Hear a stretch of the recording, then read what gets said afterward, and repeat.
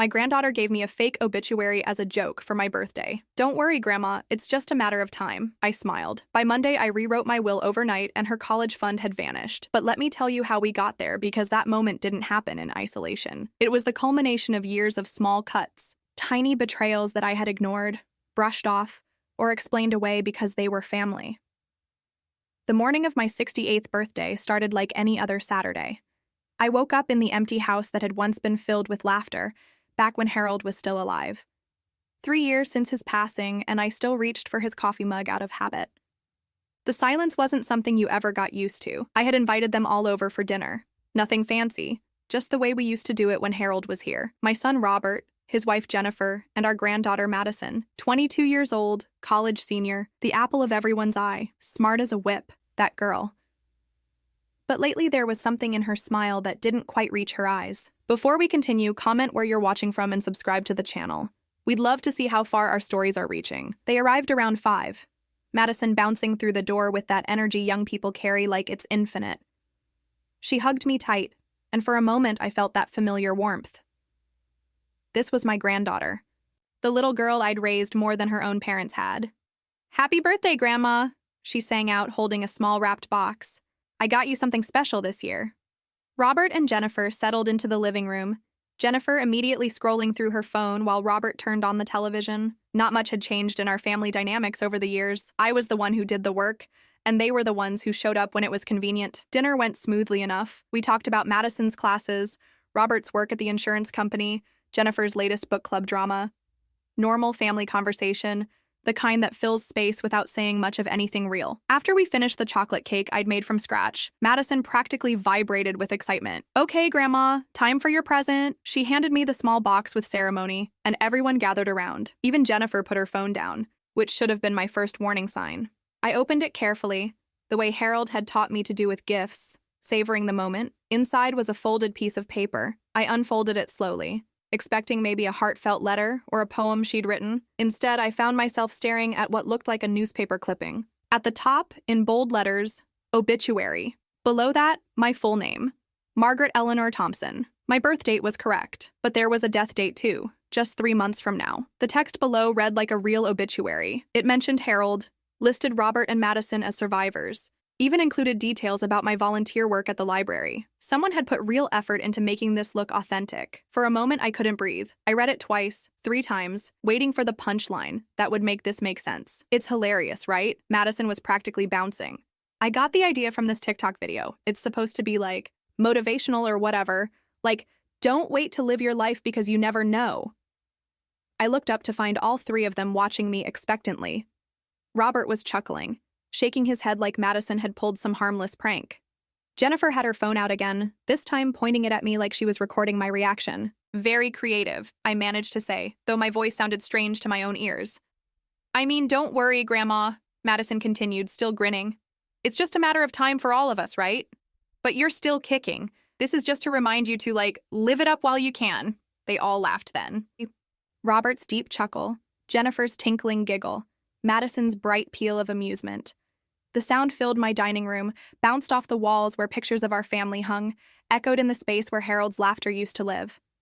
I smiled. I even managed a little laugh of my own, because what else was I supposed to do? This was my family. This was my granddaughter, the child I'd helped raise, the girl whose college tuition I'd been paying for 3 years now. "Well," I said, folding the paper carefully and placing it back in the box, "that's certainly something I'll never forget." More laughter. Madison hugged me again, and I inhaled that familiar scent of her vanilla perfume and youth. But something had shifted inside me, like a piece of furniture moved just slightly out of place. You might not notice it right away, but eventually you'd keep bumping into it. They left around 9, Madison kissing my cheek and promising to call soon. Robert gave me his usual quick hug, and Jennifer air-kissed near my ear while checking her phone over my shoulder. I stood in my doorway watching their car pull away, the obituary box still in my hands.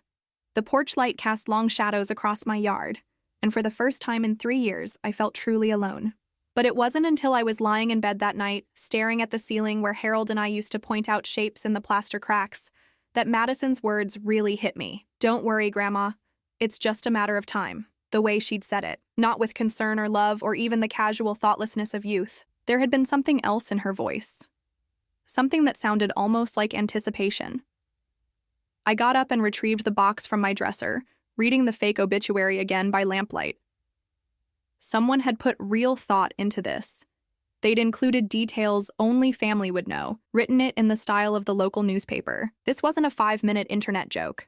This was planning. As I finally drifted off to sleep, one thought kept circling through my mind like a vulture. What if this wasn't really a joke at all? I couldn't shake the feeling that something was wrong. Sunday morning came with its usual quietness, but the obituary sat on my nightstand like a stone in my chest. I kept telling myself I was overreacting, that Madison was just being thoughtless the way young people sometimes are. But then I started remembering things. I made my coffee and sat at the kitchen table where Harold and I had shared thousands of breakfasts. The morning light streaming through the lace curtains felt different somehow, like I was seeing my own life from the outside.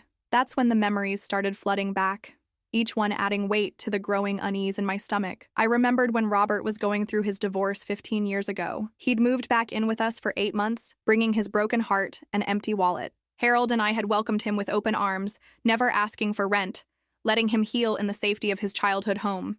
But it wasn't just the free room and board. When Robert was ready to start over, he needed money for a new apartment, a security deposit, furniture. Harold and I had been saving for a trip to Ireland, something we'd dreamed about since our honeymoon. We gave Robert that money instead, $23,000. Harold never said a word about it, just quietly canceled our travel plans. Family first, he'd said when I'd hesitated. Ireland will still be there when we're ready. We never made it to Ireland. Harold's heart attack came before we could save up again. Then there was Madison's private school tuition. When she was 13, Jennifer had decided the public schools weren't good enough for her daughter. She'd enrolled Madison in St. Catherine's Academy, one of the most expensive private schools in the state. 6 months later, Robert and Jennifer came to us in a panic. They couldn't afford the tuition. Madison was already settled, making friends, thriving in her new environment. What were they supposed to do? I was the one who suggested we help. Harold was getting ready to retire. We were planning to downsize, sell our big house, and buy something smaller. Instead, we took out a second mortgage to pay Madison's tuition. 4 years at St. Catherine's cost us our dream retirement home. It's an investment in her future, Jennifer had said, tears in her eyes. We'll pay you back when Robert gets his promotion. The promotion never came. The payment plan was quietly forgotten. College was even worse. Madison had her heart set on Northwestern University. Out-of-state tuition, room and board, spending money. The costs were staggering. Robert and Jennifer had applied for financial aid, but their income was just high enough to disqualify them from most assistance. We can't ask you to do this, Robert had said when they came to us junior year of Madison's high school, but his eyes were already calculating. She's our granddaughter, I'd replied, because what else could I say? Madison was standing right there, 17 years old and shining with potential. How do you look a child in the eye and tell them their dreams are too expensive? So I liquidated my retirement savings. Every penny Harold and I had put away for our golden years went to Northwestern. I took a part-time job at the library to help with my daily expenses, telling everyone I just wanted to stay busy. The truth was, I needed the money. But it wasn't just the big things. It was the constant stream of smaller requests that never seemed to end. Madison's car insurance, her spring break trips, the designer clothes that were necessary for fitting in at college, Jennifer's birthday dinners at expensive restaurants where somehow I always ended up paying the check, Robert's golf club membership that he couldn't quite afford but was important for networking. I gave and gave and gave because that's what grandmothers do. That's what mothers do. You sacrifice for your family because love isn't supposed to come with conditions. But sitting there in my kitchen that Sunday morning, I started to wonder when anyone had last given something to me. Not money, I didn't need their money, but time, attention, care. When was the last time Robert had called just to check on me? When was the last time Madison had visited without needing something? When was the last time Jennifer had asked about my life, my feelings, my dreams? I pulled out my checkbook and started going through the stubs. The numbers told a story I hadn't wanted to see. Madison's tuition payment due next month, $3,800. Her car payment, $450. Credit card payment for her emergency shopping trip last month, $1,200. In the past year alone, I'd given my family over $60,000. Money that was supposed to be supporting me in my old age was flowing out like water through a broken dam. I closed the checkbook and sat back in my chair. Harold's empty coffee mug sat across from me, and for a moment I could almost hear his voice. Maggie, he used to say when I worried about money, we've got each other. That's all we really need. But I didn't have Harold anymore. And looking at those numbers, I wasn't sure I really had Robert and Madison either. What I had were people who showed up when they needed something and disappeared when they didn't. The obituary had a death date 3 months away. I wondered if that was how long they thought my money would last. My phone rang, startling me out of my thoughts. Madison's name appeared on the screen, and for just a moment my heart lifted. Maybe she was calling to apologize, to explain that the obituary really was just a misguided joke. "Hi, Grandma, how are you feeling today?" Her voice was bright and cheerful. "I'm fine, sweetheart. How are you?" "Oh, busy with classes and everything. Actually, I was wondering if you could help me out with something small. There's this amazing opportunity to study abroad next semester in Paris, but I need to put down a deposit by Wednesday. It's only $3,000, and I promise I'll pay you back as soon as I get my summer job." Only $3,000, like it was pocket change. I looked at the obituary box still sitting on my counter. "Let me think about it," I said. "Think about it?" Madison's voice lost some of its sunshine. "Grandma, this is a once-in-a-lifetime opportunity. The deadline is Wednesday. I can't wait." I said I'll think about it. There was a pause. Then Madison's voice turned cold in a way I'd never heard before. "Fine, but don't blame me if I miss out because you couldn't make a simple decision." She hung up without saying goodbye. I sat holding the phone, feeling like I'd just been slapped. This was my granddaughter, the little girl who used to beg me to read her stories, who used to fall asleep in my lap during family movie nights. When had I become just a source of funding to her? When had my love become conditional on my ability to write checks? I walked to my bedroom and opened the closet where I kept important papers. Behind my insurance documents and Harold's death certificate, I found what I was looking for, my will. Harold and I had written it together 5 years ago, back when everything felt simple and safe. Madison was set to inherit the house, my savings, everything. Robert would get Harold's tools and personal effects. It seemed right at the time, the natural order of things. But looking at it now, I wondered if I'd been a fool. The obituary said I had 3 months to live. Maybe it was time to find out what my family really thought of me when they believed the money was about to run out. I decided to test my theory, but I needed to be smart about it. If my suspicions were right, if my family really saw me as nothing more than a checkbook with legs, then I had to know for certain before I did something I couldn't take back. Monday morning, I called Robert at his office. "Mom, hi," he answered, sounding distracted. "Is everything okay?" "I'm fine, honey. I was just wondering if you wanted to come over for dinner this week. We could make it a regular thing, like we used to when Dad was alive." There was a pause. "This week is pretty crazy for me. Jennifer's got book club Wednesday, and Madison needs help moving some stuff on Thursday. Maybe next week?" "Of course. I understand you're busy." I kept my voice light, but something twisted in my chest. I just miss having family around. "Mom, you know we love you. We're just in a really hectic phase right now. Things will calm down soon." Things will calm down soon. How many times had I heard that over the past 3 years? "Actually, Robert, there's something I wanted to talk to you about. I've been thinking about my finances, planning for the future. I'm wondering if I should consider moving somewhere smaller, maybe one of those retirement communities." "What?" His voice sharpened immediately. "Mom, you can't sell the house. Where would we have family gatherings? And what about all of Dad's things?" Interesting. Suddenly, he was concerned about family gatherings he never wanted to attend. "Well, I'm just thinking practically. The house is so big for one person, and the expenses keep growing. Maybe it would be better to downsize while I'm still healthy enough to make the transition myself." No, don't make any hasty decisions. "Look, why don't I come over this weekend and we can talk about it properly? Maybe there are other ways to handle your expenses." Other ways, like me continuing to pay for everything while living in a house too big for me, too expensive to maintain, just so he'd have somewhere to host the family gatherings he never wanted to plan. That afternoon, I drove to Madison's apartment near campus. I rarely dropped by unannounced, but I wanted to see her natural reaction to my visit. The building was one of those expensive student complexes with a pool and fitness center, the kind Jennifer had insisted Madison needed for her safety and social development. I knocked on her door, and when she opened it, her face went through a complicated series of expressions: surprise, annoyance, then a quick recovery to forced warmth. "Grandma, what are you doing here?" "I was in the neighborhood and thought I'd stop by. May I come in?" She hesitated for just a moment too long. "Of course! I was just, studying." The apartment was immaculate, which surprised me. Madison had never been particularly tidy. Her laptop was open on the dining table, but the screen showed Facebook, not homework. I noticed she'd been shopping recently, too. Designer bags and new clothes were scattered across her bedroom. visible through the open door. "How are your classes going?" I asked, settling onto her expensive couch. "Great. Really great. Actually, that's what I wanted to talk to you about. Did you think about the Paris program? I really need to know soon." I studied her face carefully. "Madison, can I ask you something? Do you think about me when we're not together?" She blinked, clearly not expecting the question. "What do you mean?" Do you ever think about how I'm doing? Whether I'm lonely or sad or need anything?" "Of course I do," she said quickly. Too quickly. "You're my grandmother. I love you. When was the last time you called me just to talk? Not to ask for anything, just to see how I was?" Madison's eyes darted away.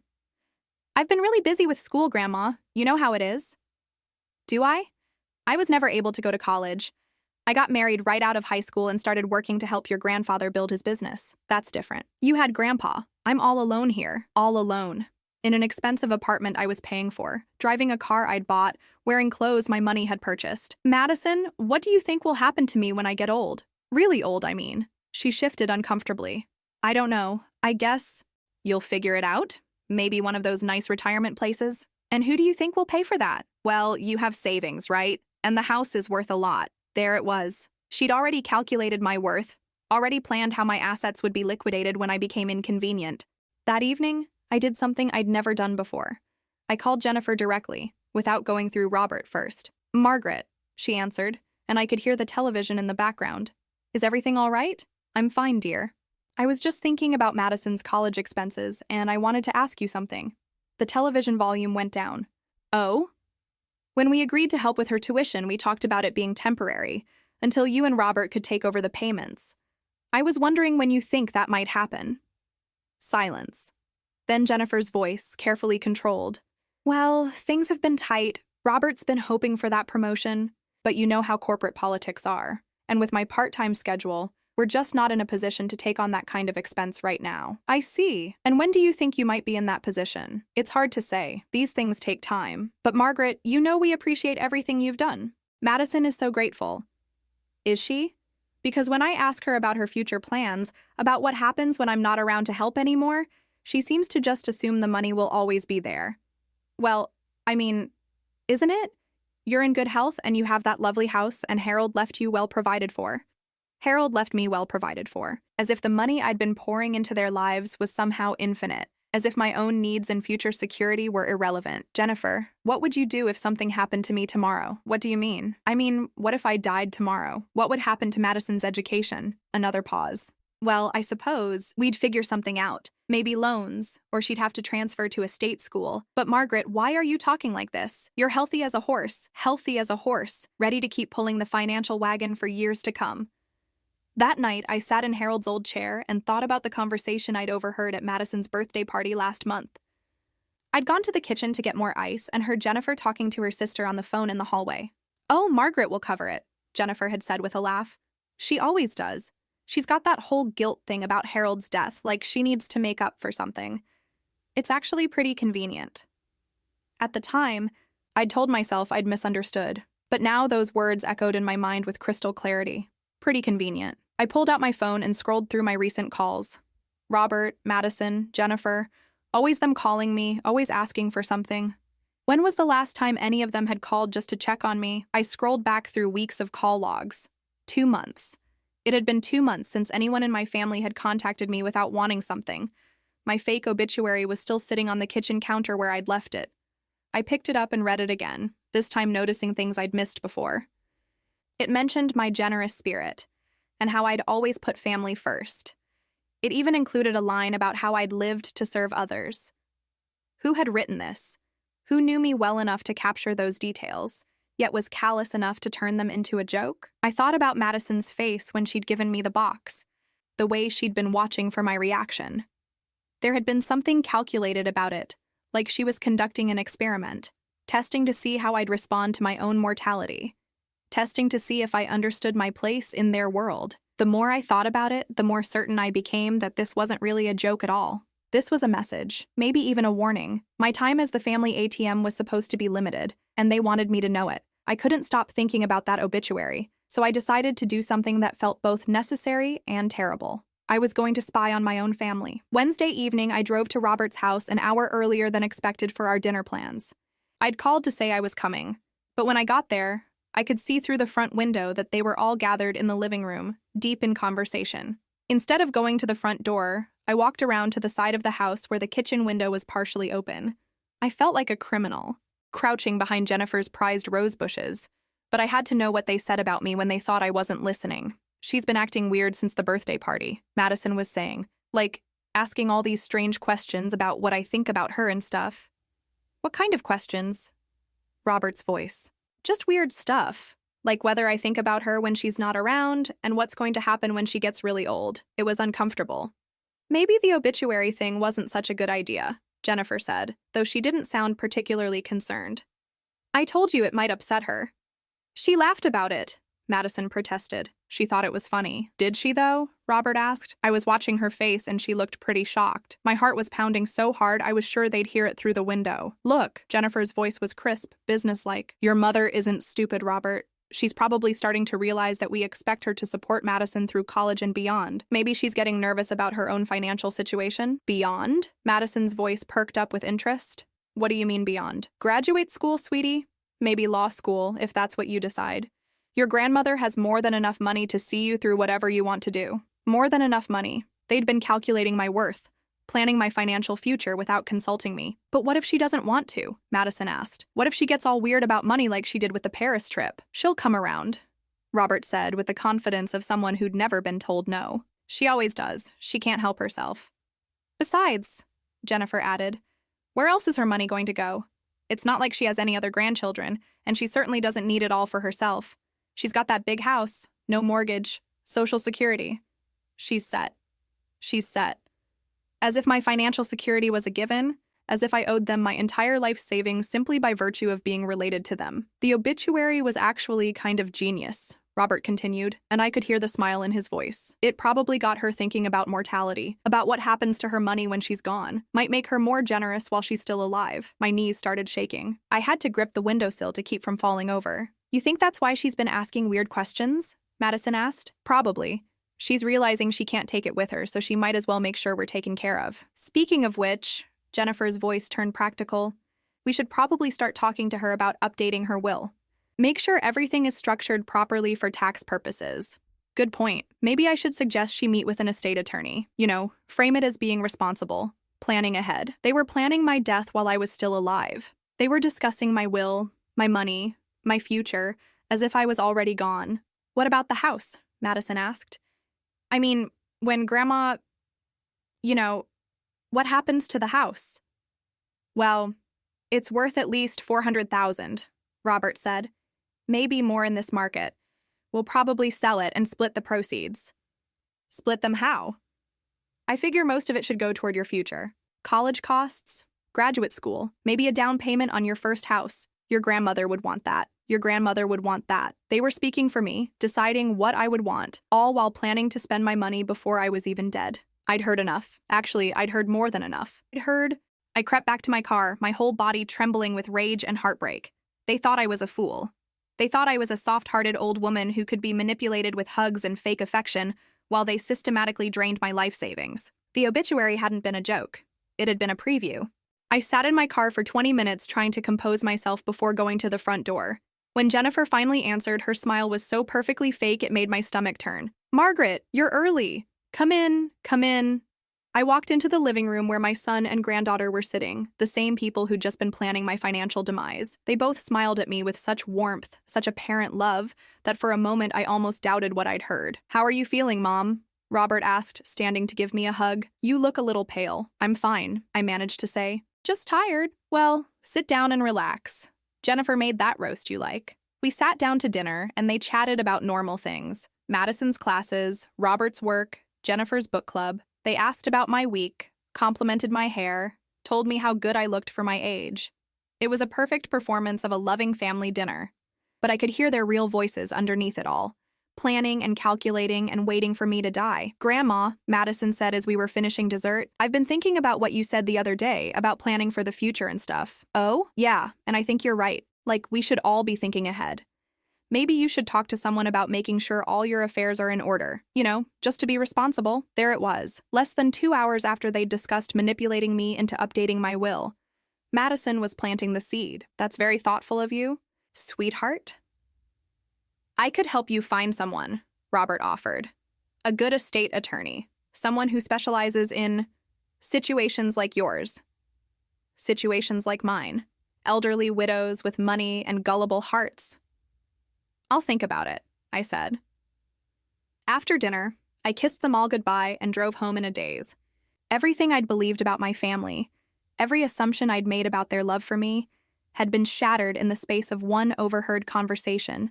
They didn't love me. They loved my money. They weren't waiting for me to die naturally. They were actively hoping for it, planning for it, maybe even counting on it happening sooner rather than later. The obituary hadn't been a joke. It had been preparation. I sat in my kitchen that night, Harold's coffee mug across from me, and made a decision. If they wanted to play games with my mortality, if they wanted to treat me like I was already dead, then I would give them exactly what they were asking for. But first, I was going to take back control of my own life. I opened my laptop and started researching estate attorneys, but not the kind Robert had in mind. I was looking for someone who could help me make sure my money went exactly where I wanted it to go, and it wasn't going to be to the people who were counting the days until my funeral. Thursday morning, I called the law office of Patricia Hendricks, an estate attorney whose reviews emphasized discretion and thorough documentation. I needed someone who would understand what I was about to do and why it was necessary. "Mrs. Thompson," she said when I explained my situation over the phone, "I think we should meet in person. Can you come in this afternoon?" Her office was downtown, nothing fancy, but Patricia herself was exactly what I needed. A woman in her 50s with kind eyes and a no-nonsense demeanor. She listened to my story without judgment, taking careful notes. "So you want to change your will completely," she said when I finished. "Completely. I want to leave everything to the Sunset Manor Foundation. They provide support for elderly people who've been abandoned by their families." Patricia nodded slowly. "And you're certain about this decision?" "I've never been more certain of anything in my life." "All right, we can have new documents drawn up by Monday. But Mrs. Thompson, I have to ask, are you planning to tell your family about these changes?" I smiled for the first time in days. "Eventually, but I want to choose the moment carefully." That evening, I called Robert and told him I'd been feeling unwell. Chest pains, shortness of breath. The kind of symptoms that would worry a loving son. Within an hour, all three of them were at my house, their faces masks of concern. "Mom, you should go to the hospital," Robert said, holding my hand. "Chest pains aren't something to mess around with." "I'm sure it's nothing," I said weakly. "Just stress, probably." "Stress about what?" Jennifer asked, though I caught her exchanging a quick glance with Madison. "Oh, financial things.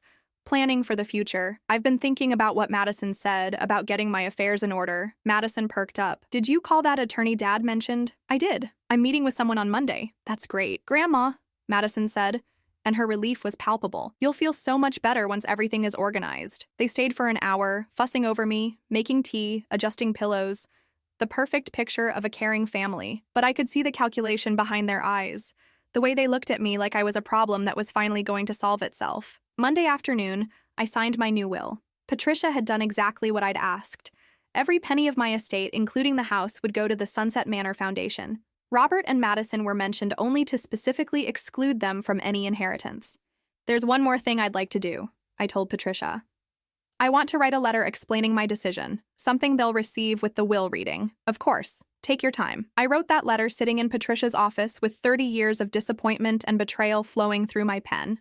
Tuesday evening, I put my plan into motion. I called Robert, my voice shaky with fake panic. "Robert, I need you to come over. Something's wrong. I'm having trouble breathing." "I'll be right there." "Should I call an ambulance?" "No, just come. Bring Jennifer and Madison. I need to see you all." They arrived within 20 minutes, Madison actually running from the car to my front door. If I hadn't known better, I might have believed they actually cared. "Grandma, what's wrong?" Madison knelt beside my chair, her face pale with concern. "I don't know," I whispered. "The pain in my chest, it's getting worse.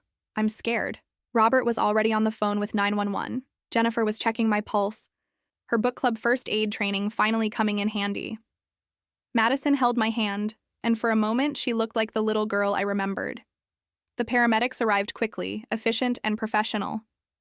My vital signs were stable, but they recommended I go to the hospital for observation, given my age and symptoms. "We'll follow you there," Robert said as they loaded me into the ambulance. At the hospital, they ran tests. EKG, blood work, chest x-rays. Everything came back normal, just as I'd known it would. But I played the part of a frightened elderly woman, weak and confused, talking about feeling like my time was running short.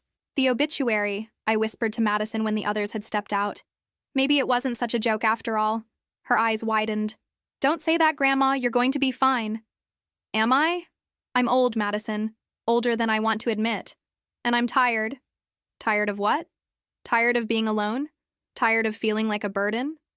You're not a burden, she said quickly. But I could see her mind working. If I died now, before I'd finished updating my will, what would happen to the money? I'm glad I met with that attorney yesterday, I said softly. I got everything taken care of, just like you suggested. Relief flooded her face. Good. That's good, Grandma. Now you don't have to worry about anything. The doctor came in and announced I could go home, but should follow up with my regular physician. Robert and Jennifer offered to stay with me overnight, but I insisted I was fine. I just need rest, I told them, but thank you for coming. It means everything to know you care. They left reluctantly, Madison kissing my forehead, Robert promising to check on me in the morning. I went home and slept better than I had in weeks. The next morning, I woke up feeling lighter than air. I made Harold's coffee, sat at our kitchen table, and smiled at his empty chair. I did it, honey, I said to the morning light. I finally did it. My phone rang around 10. Madison. Grandma, how are you feeling? Much better, sweetheart. Thank you for asking. I was thinking, maybe I should come stay with you for a few days, just to make sure you're okay. That's sweet of you, but I'm fine. Besides, don't you have classes? Well, yes, but I mean, what's more important than family? Family. Now she wanted to talk about family. Madison, can I ask you something? Of course. Do you love me? What? Of course I love you, Grandma. What kind of question is that? I mean, really love me. Not what I can do for you or give you, but me, the person I am. There was a pause, too long and too telling. Grandma, you're scaring me. Why are you talking like this? I'm just thinking about things differently now, about what really matters. Well, what matters is that you're okay, and that we're family. We'll always be family. Always be family. Unless I stopped paying for the privilege. I love you too. Madison, I said, more than you'll ever know. After I hung up, I called Patricia. Mrs. Thompson, how are you feeling? Like a woman who's finally free. Is everything ready? Everything's in order. The new will is filed, the foundation has been notified, and your letter is sealed and ready? Perfect. Now I just have to wait for the right moment. That moment came sooner than I expected. Friday afternoon, Madison called to tell me she'd been accepted for a summer internship in New York. It's unpaid, she said, but it's with this amazing law firm. It could really help my career. The only problem is, I'd need money for an apartment and living expenses. Maybe $8,000 for the whole summer? $8,000.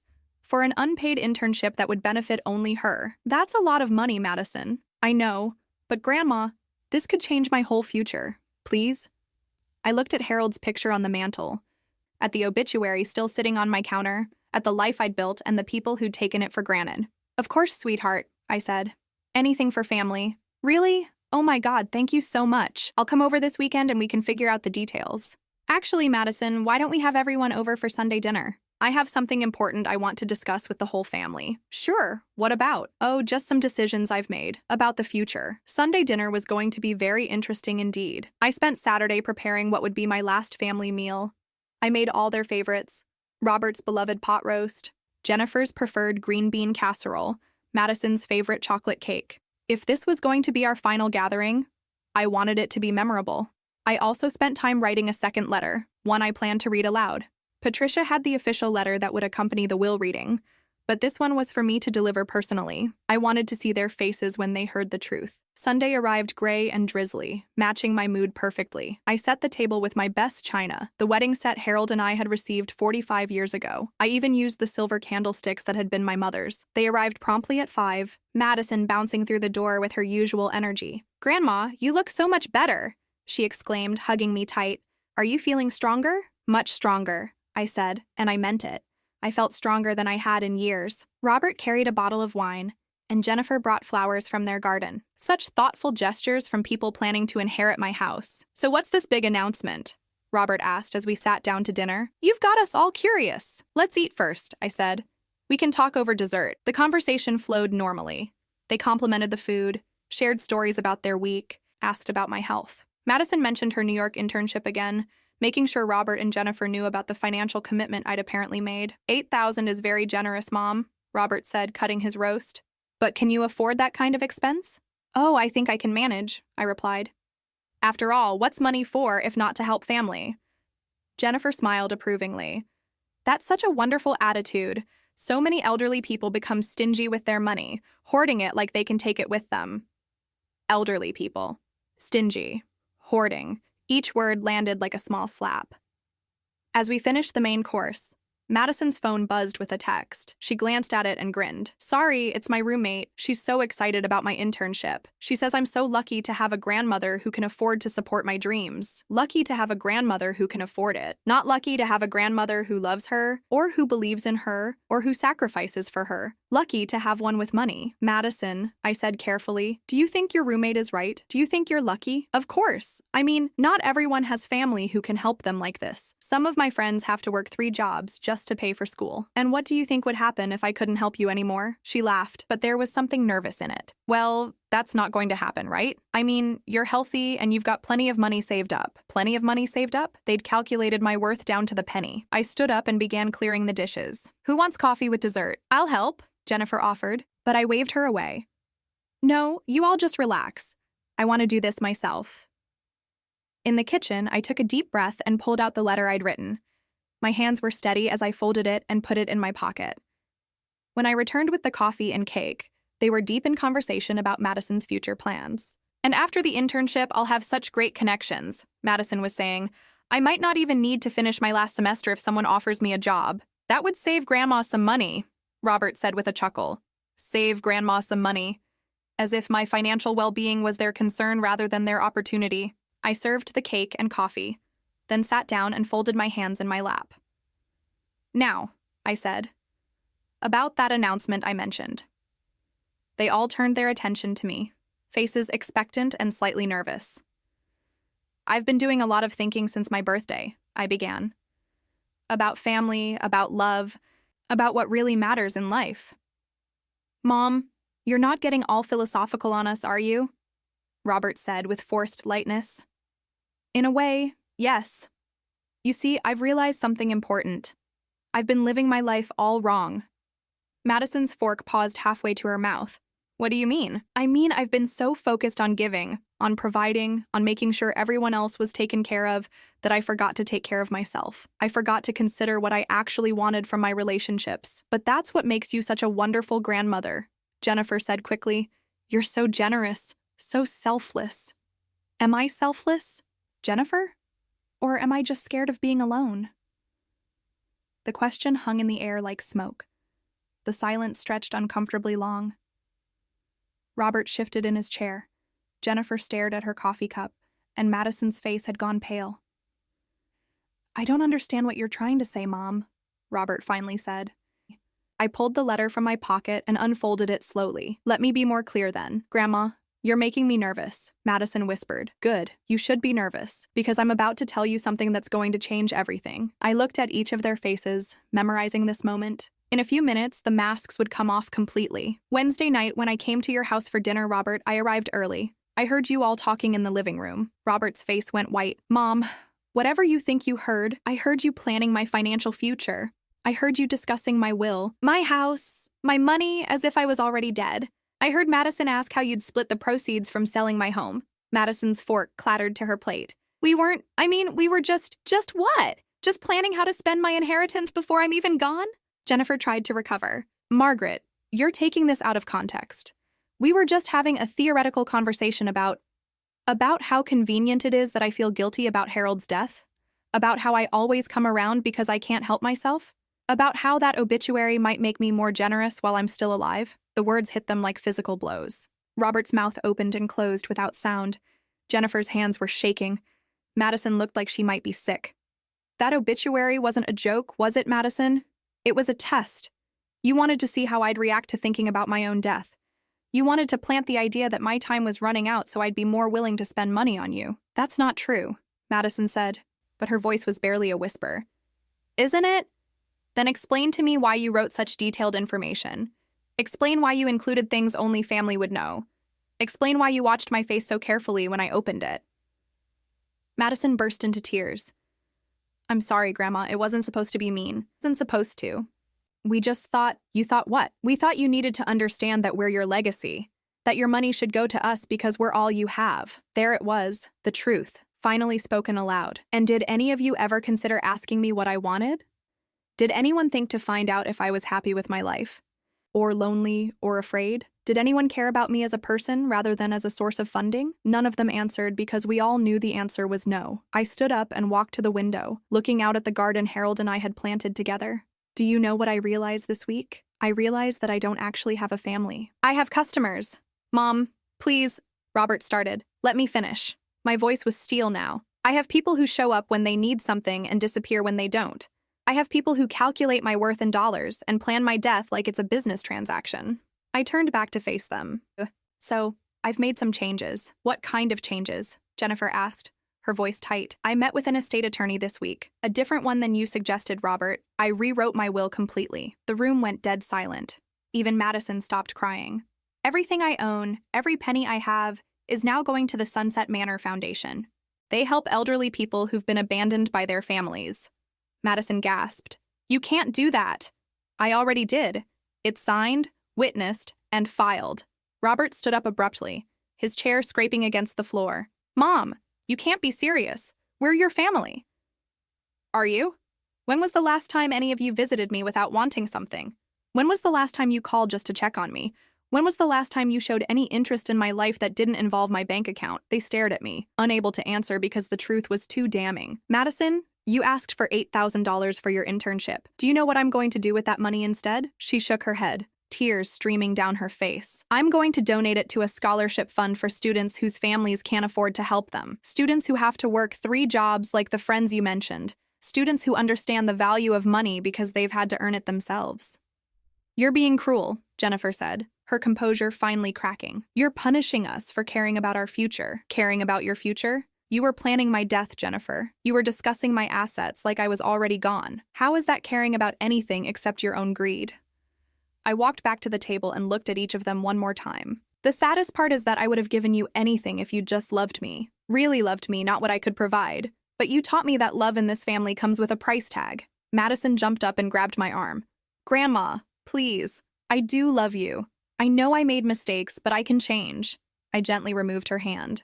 Can you? Can you honestly tell me that if I had no money, if I was just a lonely old woman with nothing to offer, you'd still want to spend time with me? Her silence was answer enough. I thought so. I walked to the front door and opened it. I think it's time for you all to leave. Mom, we need to talk about this, Robert said desperately. You can't just throw away our entire relationship over a misunderstanding. This isn't a misunderstanding, Robert. This is clarity. For the first time in years, I see exactly where I stand with all of you. They gathered their things slowly, reluctantly. At the door, Madison made one last attempt. What about my internship? What about school? What about it? You're 22 years old, Madison. It's time you learn to take care of yourself. But how am I supposed to pay for everything? The same way millions of other students do. Work, study, apply for scholarships, figure it out. After they left, I sat in Harold's chair and listened to the silence. But this time, it wasn't lonely. It was peaceful. The next morning, I called Sunset Manor and arranged a tour. The assisted living community was nothing like the expensive facility Jennifer had mentioned. It was modest, warm, filled with people who'd worked hard their whole lives and understood the value of simple pleasures. We have a lovely apartment available, the director told me. It overlooks the garden, and Mrs. Chen next door makes the most wonderful soup. I signed the lease that afternoon.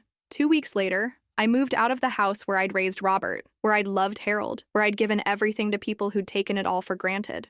I left it exactly as it was with all the furniture and memories intact. Let the foundation decide what to do with it. My new apartment was small but bright. I had Harold's picture on the mantel, my favorite books on the shelves, and a peace I hadn't felt in years.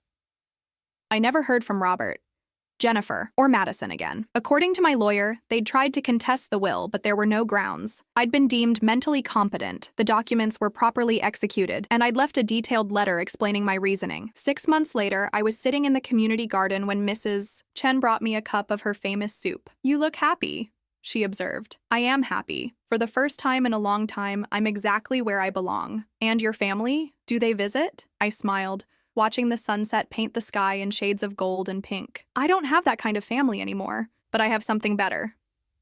What's that? I have myself, and I've learned that's enough. The fake obituary had been right about one thing.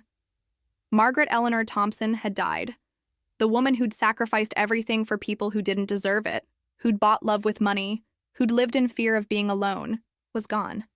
In her place was someone stronger, someone who understood that real love doesn't come with conditions, and that sometimes the best thing you can do for yourself is walk away from people who only see you as an opportunity. I was 78 years old, and my life was finally beginning.